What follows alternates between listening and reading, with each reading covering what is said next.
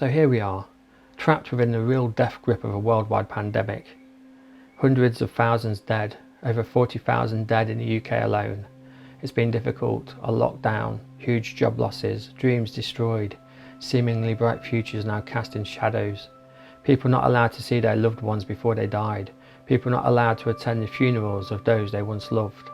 The world has gone mad, people say, without realising that the world was always mad. But we were the privileged ones, the madness mostly never touched us.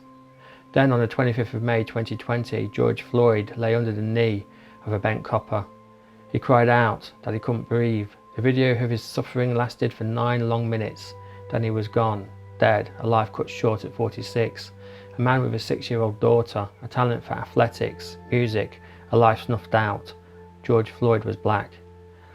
As of this video, 27 Metropolitan Police officers have been injured, national monuments have been defaced, shops have been looted, businesses already on a precipice, teetering under the weight of violence, theft and insurance premiums. The BBC said that the rioting was a relatively small number of people.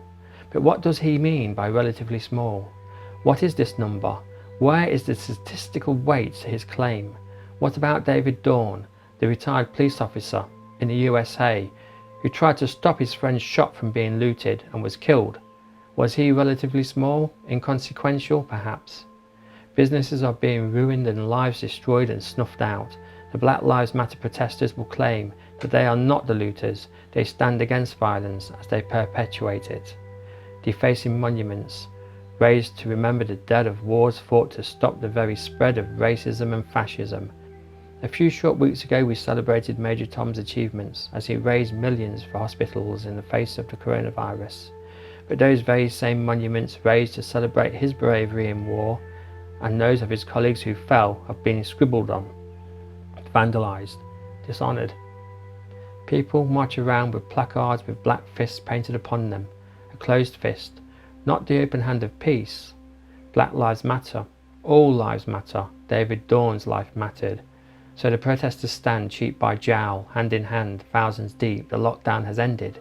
It has ended because people have found a cause. The cause they feel is greater than the virus.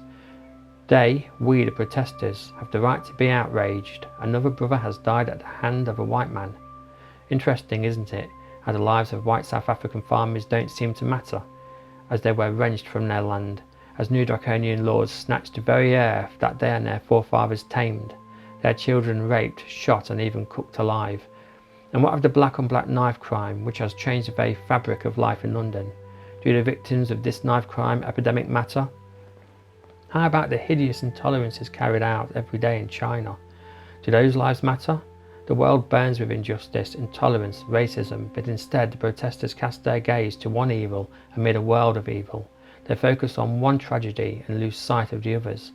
Perhaps the others just aren't as important, because George Floyd was a black man killed in a Western country, the USA, the evil West. Yes, the world's gone mad, but we've never had it so good. The West, with all of its issues, is a far cry from Brazil, China, Russia, Nigeria, South Africa, North Korea, India, Zimbabwe and Pakistan. A far cry from the religiously conservative and authoritarian Saudi Arabia, Qatar, Iran and Turkey. Yes, Turkey. There is a reason why people want and have wanted to live in the UK. In fact, there are many reasons, and tolerance and the rule of law are but 2 of those reasons. Yet here we are, suffering under the weight of protests for a man murdered in a foreign country thousands of miles away. The protesters say that this is a Western problem as they spray paint another monument to the glorious dead. They will tell you that their time has come to stand, to be counted, to not be silenced. But what are they actually trying to achieve? Do they want all to be equal under the law? Well, they have it. Do they want racist chants to be silenced under the law?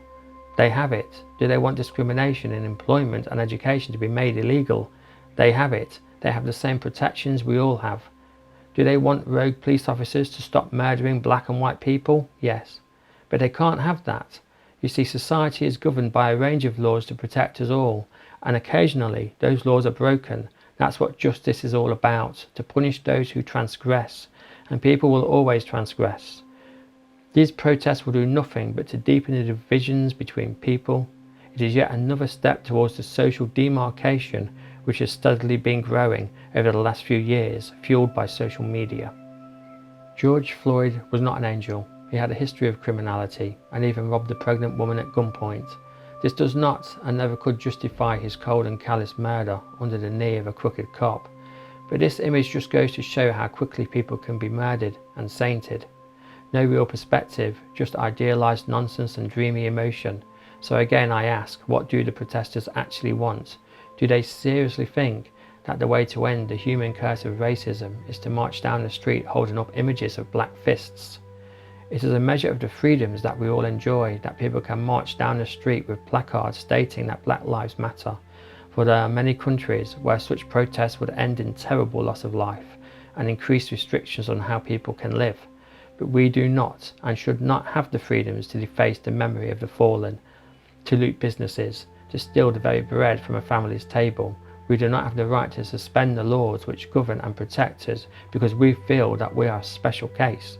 We do not have the right to kill our brothers and sisters simply because they wear a police officer's uniform. We do not have the right.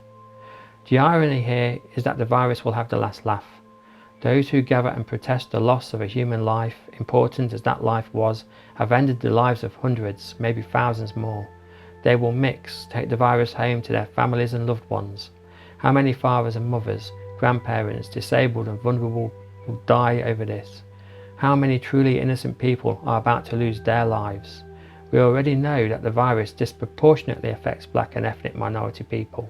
So, would it be unkind to state that those who knowingly protest, loot and pillage, whilst understanding the dangers the virus presents, are in of themselves murderers?